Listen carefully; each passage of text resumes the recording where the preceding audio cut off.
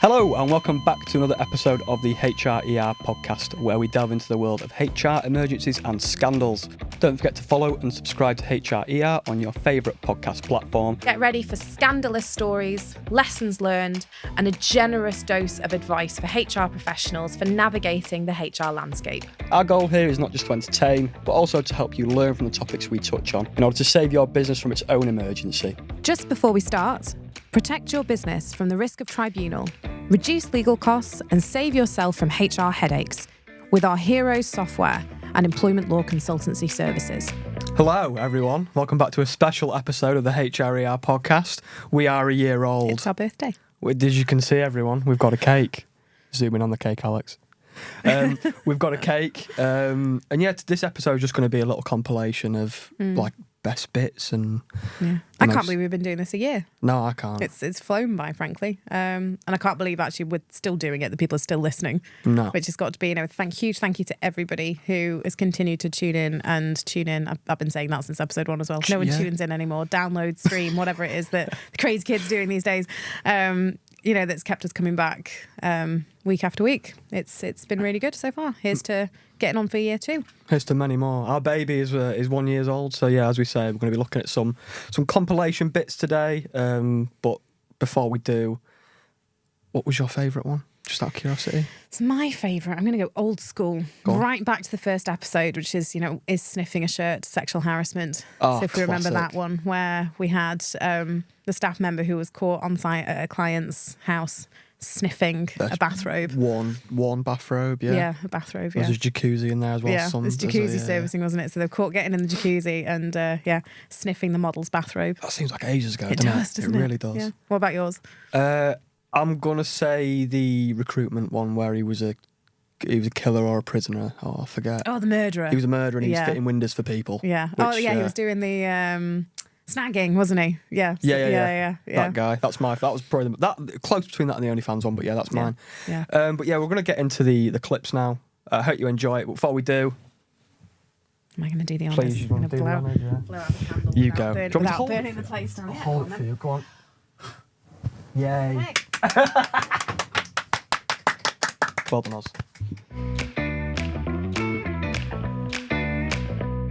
When are you too fat to work? So I'll start by reading off this feels weird because I haven't done this in a while. Well, we like to get into the difficult topics as well, don't we? So we do. This is a good one.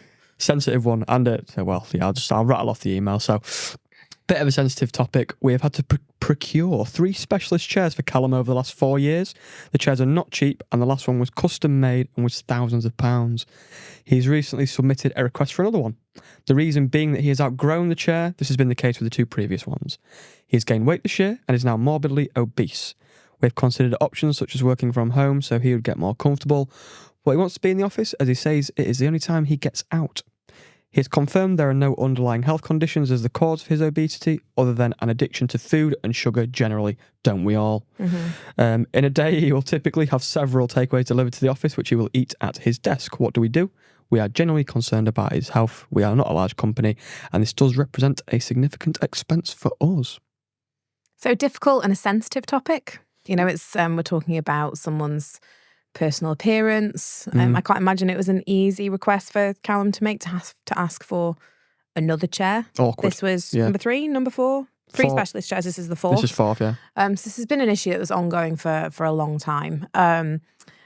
And like I say, a difficult one to discuss, particularly for HR. They've reached out to come for help on this one because they're wondering, can they say no to this at this point? And at what point is it the employee's problem rather than the employer's problem? Ooh. Well, you're here to answer all them questions, aren't you? I've not got much expertise Let's on make the you matter. feel distinctly uncomfortable right at the start. I don't know the answers The shoe to on the other foot. Please don't put me in the corner. Yeah, in this situation, we've got Callum who he's confirmed there's no underlying issues other than addiction. He's too big for his chair. Mm-hmm. And in this situation, he was an extraordinarily large individual. So we're not talking about... on that? Like a number? I mean, I'm not very good at this sort of thing in terms of guesstimates on, you know, when you go to like a fair and it's like, guess how many sweets are in a jar or guess the weight of the pig. Yeah, I'm always way off. Yeah. But no, he a very, very large person to the extent where he struggled with his mobility. He walked using physical aids, and he was actively seeking medical support for things like sores. Oh god! So we are talking about someone who is very, very large. When skin overlaps, doesn't it? Yeah, this isn't like Weight Watchers Slimming World for 6 months and we're all back to normal. This is someone who had a really, really serious problem. It's an addiction, eh? It is, yeah, addiction. So what this sort of topic raises is the debate about whether somebody like this would be protected from discrimination. Okay. And that is what the client was getting at here when they were asking this question is basically, do we have to provide a reasonable adjustment? So we've talked about disability discrimination in the past, how when you've got someone who is suffering with a disability, an employer has got an obligation to make reasonable adjustments. So we're leveling the playing field for somebody at work. So if someone has a disadvantage because they've got a disability, we level up. We want to make things a little bit easier for them so that everybody can compete at the same level. The debate has raged for years about obesity and whether that is a disability in itself. So what point is it self-inflicted? Do you know what I mean? It's blurred line, isn't it? That's a separate question as well, is if something's self-inflicted and it becomes a medical problem, is it still a disability? Which it would be. Or is it self-harm? It's a strange way of putting it, isn't it? Well, I mean, that again, we're getting down a rabbit hole with that one. Yeah. But we have got this campaigners who, I'm just going to sidestep that one. Let's not get the house burnt down over that question. You've got campaigners who are arguing that obesity in itself should be a protected characteristic. So what I mean by protected characteristic is the categories of things that will give people protection at work. So we can't treat someone differently because they're a woman. So sex discrimination, we can't do that. We can't treat someone badly because they're pregnant, pregnancy discrimination. We can't treat someone badly because of their race or their beliefs. We also can't treat somebody badly because of disability. So it's whether obesity gets added to that list or not. Right. Currently, obesity is not a protected characteristic. But if somebody has got serious medical issues because they're obese, they could well be protected as a disabled person because of those conditions. So say, for example, we take Callum. He had significant issues with his joints. So I believe he had arthritis and it caused mobility issues because of, I think, the sheer weight and issues through his joints. Yeah. Because of that as an issue, he would be protected as a disabled person. So it's not the obesity that would give him the protection under discrimination legislation. It's the medical issues that have come out of the fact that he's so overweight, whether it's self-inflicted or not. Okay. So that's the status in terms of the law. So because of his sort of surrounding health conditions that have arisen because of his weight, he is going to be protected under discrimination legislation. Okay. You don't know where to go with that now, do you? No, I don't know how I sit on that, to be honest, because I feel like I don't experience obesity, obviously. I don't experience food addiction or anything like that. I get addictions, but at what point does the employee have to be seen as trying to help themselves and, do you know what I mean, before it's the self-inflicted argument that I think gets people so wound up about this. So there's obviously people who have got medical conditions that cause them to gain weight. Yeah. There are, that's undisputable. There are things out there that will cause people to gain weight. There's also people who have got issues with self-control and addiction, which also cause them to gain weight. And it was actually this issue that meant that I got my BBC contributor slot on the radio. So I wrote a blog years ago when I was a baby lawyer, and Katie Hopkins shared it on Twitter. And with the aggressive feelings that often follow some of her postings that of litter the internet. Did she agree with you? She did. On what you said, okay. She did, which I don't know if that's a good thing. I'll have to dig the article out and see if we can reshare it. I thought I was very measured, but clearly if Kate Hopkins... I bet she ran with it, didn't she? She grabbed it and went. But it was so divisive and the topic's seen as something that sparked so much debate that actually led to my BBC Radio contributor slot. So it's something that has raged for years, and I think that was 12, 13, 14 years ago. So this is not a new topic in that respect. So what we need to think about now with this one is, well, what does the employer do? Mm-hmm. So as you've pointed out, where do we talk about self-help and someone kind of trying to improve their own lot versus making this the responsibility of the employer? Hi Elissa, this is a new one for me and no idea how to handle it. You will remember Paul. We had a chat about him 6 months ago about his performance issues. His job is to write new content and knowledge guides for the business and provide knowledge support to customers of our resources. Well, Paul's line manager noticed that something seems to have changed. At first for the better, Paul was completing work quicker and was generally more settled at work. However, a couple of quality issues were spotted, specifically with the accuracy of some of the content. We have a monitoring clause in our contracts, so we reviewed his computer activity and found that Paul is using ChatGPT to complete his work and is spending the rest of his time watching snooker and playing virtual poker online. Everyone has quality issues from time to time, but these ones are clearly being caused by ChatGPT as Paul is just copying the text across. It feels like cheating, but technically his work is getting done, so I'm not sure where we go with this. So like you say, real hot topic. And actually you think, well, you can understand why the employer would be a bit stumped here. Saying, well, technically the work's getting done, but it's not being done in the way that we would expect. And we've got quality issues as well. So there'd be a few queries that I would want to establish from the employer here. He's given us quite a lot of detail, but we haven't actually got everything that we need yet, really, for us to kind of delve into some advice here. So I would be going back and asking for a bit more information, such as, do you have a policy about AI? Have you got a rule book that says what we can do with it and what we can't? And also, what does your GDPR policy say? Because if he is plugging in company information into ChatGPT, potentially he could be in breach of your GDPR rules. We don't know necessarily where that information goes when it goes into ChatGPT, and he could well be releasing company information out onto the World Wide Web. So initially, I'd be going back and asking for, do you have these policy documentations? Are there any rules in place? If we don't have rules in place and there's no policies, it's not, oh, well, try harder next time. There's still something that we can do about this, but we've got to get into the nitty-gritty and making sure that we are dealing with this in a good procedural way. Okay. You mentioned there an AI policy. Mm-hmm. Is that something you're seeing a bit of this year? People are more interested in that sort of setup? Yeah, Because top of of the shopping list. People want AI policies, even if they don't really do anything with computers, even if their staff aren't really using them. They want an AI policy because the internet tells them they need one. So it's absolutely something that we're getting asked for regularly.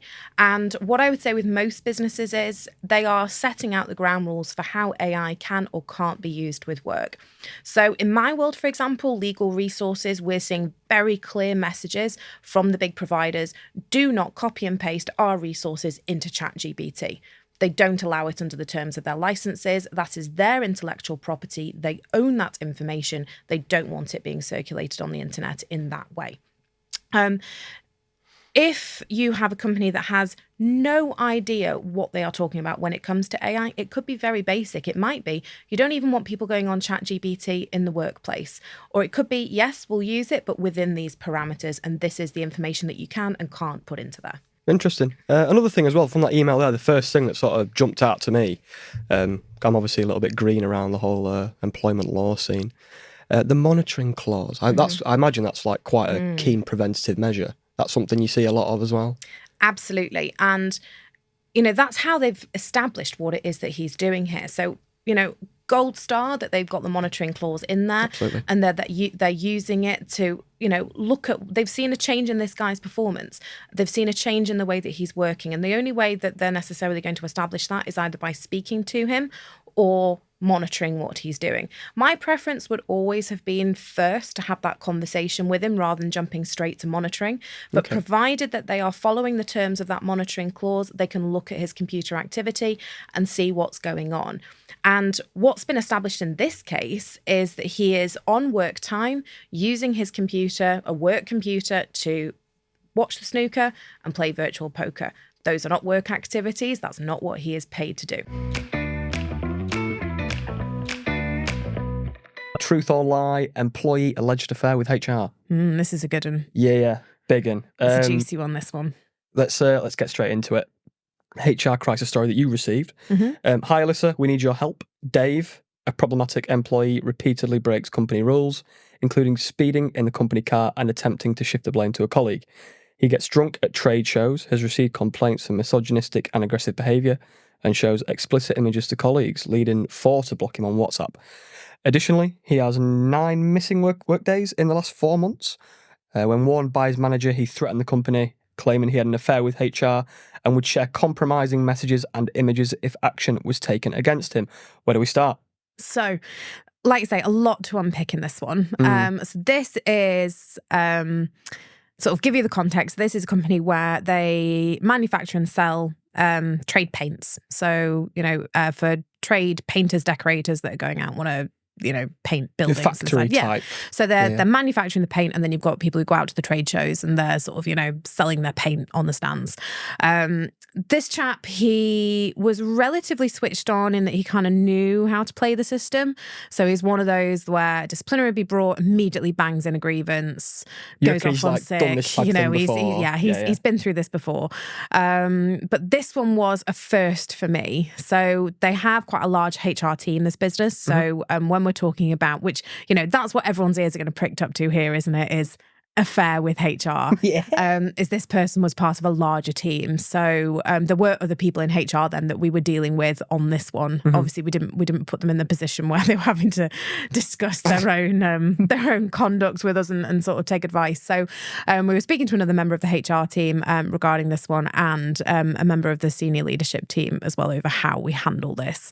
But yeah, lots to unpick. So we've got some poor behaviour from this guy, someone who knows how to play the system, and then also is alleging, so we, at this point when the query comes in, we don't know what the truth of the matter is. He's alleging that he's had an affair with HR and that he has these images to back up what's been going on. He sounds like a real all-round bad egg. Oh, lovely guy. Yeah, just salt of the earth, just the sort of person that you want to sit next to at the Christmas party. Definitely. I mean, the trade shows bit as well. Was he in that sounds like in a sales role. So yeah, he was, I don't know if he was a demonstrator or a sales guy. I can't quite remember with this one. But yeah, was out and about. So was entirely field based. He wasn't ever really sort of at head office. So I don't actually know how he came across HR to have this alleged affair.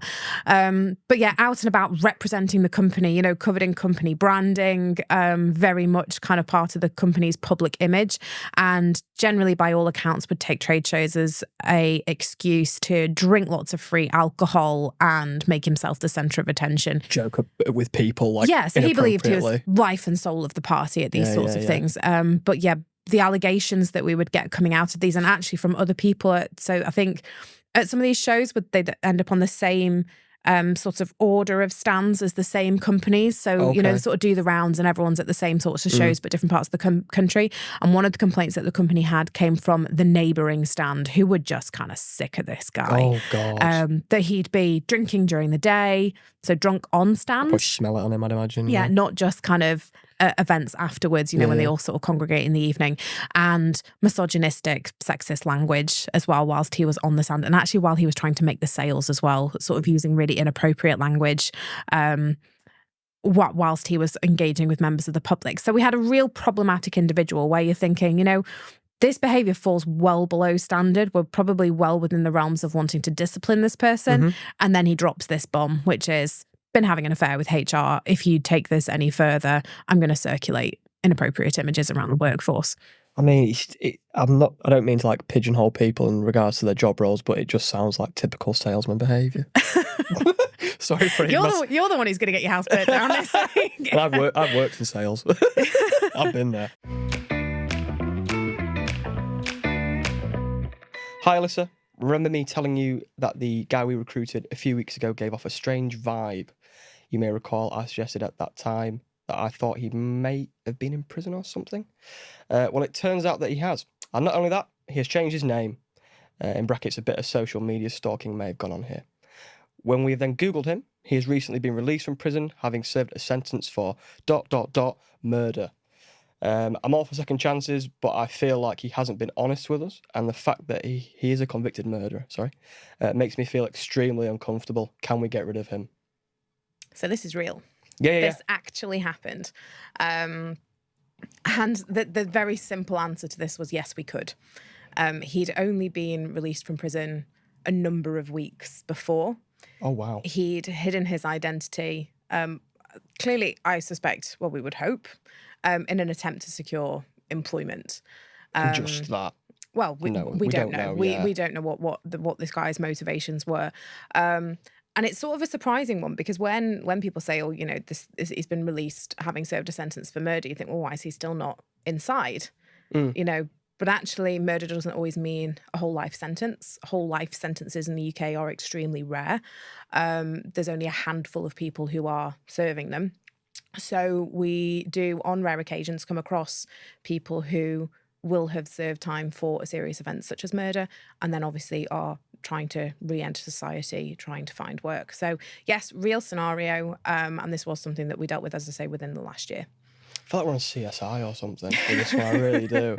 I can see you're excited to discuss this one. You're like, you can't sit still. There's a lot of fidgeting going on, yeah. Is sniffing a shirt sexual harassment gone too far? So we've actually got an email in, haven't we? Which I have. I'm going to move the mic a little bit with me, which I actually got noted down here. So, hi, Elissa. Hope you are well. Another one for you.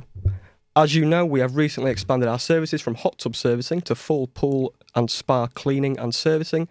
As a result, we've expanded the staff.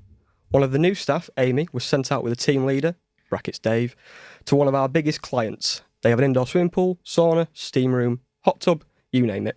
She's a very high-profile TV celebrity, you lucky thing, and former model.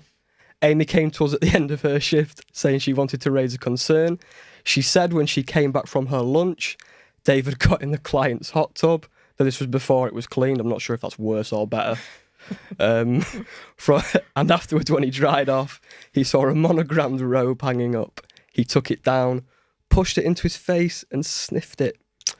Amy said it felt totally inappropriate, made her feel very uncomfortable, and she doesn't want to go out on jobs with Dave anymore. What on earth do we do? Well, I can't blame her, first of all. I mean, you can't make this stuff up, can you? No, you can't. I'd love to say that this sort of thing, or this kind of nature of query is unusual, but there really are some individual characters out there, which is what makes my job so amazing when it comes to advising on this sort of stuff. So first of all, what a great email. We've got loads of detail in there. So we know the background of what's gone on. We know that we've got a staff member who's concerned and who's a bit upset by this. And also we've got an issue here that needs to be dealt with. We've got an employee who has been using a customer's property, so he's abusing his position potentially. Absolutely. And also we've got some conduct in there where we need to have a think, well, Amy's upset about it, but does it go as far as sexual harassment? And, where does all this sit? So there's loads to unpick here. And I'd say really great email. They've given me lots of background here that we can start to unpick. So there's nothing more needed in that from your point of view? In terms of other things that I'd be asking for, I would be asking if they've already spoken to Amy in a bit more detail, and also crucially whether they've already spoken to Dave. Because what I can sometimes find out is if someone has sort of launched in there and they've got a knee-jerk reaction, this is dreadful, and they've gone and given Dave a rollicking, they could well have already played their hand, which means we have to start to roll things back a little bit. So if they've told him, you're going to lose your job over this is disgraceful, they've shown their hand. Really, we need to kind of tap back, take a breath, plan what we're going to do with something like this, because there's loads of issues going on, and we need to really, really understand the legal principles here that are in play. Okay, so yeah, that was our 1 year. You can see my hat snapped. That was our 1 year anniversary compilation. We hope you enjoyed it. Anything from you, Elissa T, before we... Just thanks for still listening, keeping us going into year 2. Elissa T is never going to happen. I'm so sorry. Ollie or Dawn, it's not happening, I'm so sorry. even a year into the podcast. But yeah, thank you so much for keeping us in the podcasting business. Keeping the lights on. Yeah. Our baby will hopefully be 2 last time you see us on Silly Hats. But yeah, as ever, like, comment, subscribe, and cheers. Until next time, we're your hosts signing off from HRER. Take care of your HR and may your workplace be disaster-free. Before we go, a big thank you to you for tuning in, and don't forget to subscribe. If you have your own ER stories or suggestions for future episodes, reach out to us at HRoes or on social media, or even HRER@HRoes.co.uk. As we navigate the maze of workplace blunders, remember that no organisation is perfect, but by sharing these stories, we can all work towards creating healthier, happier and more productive workplaces.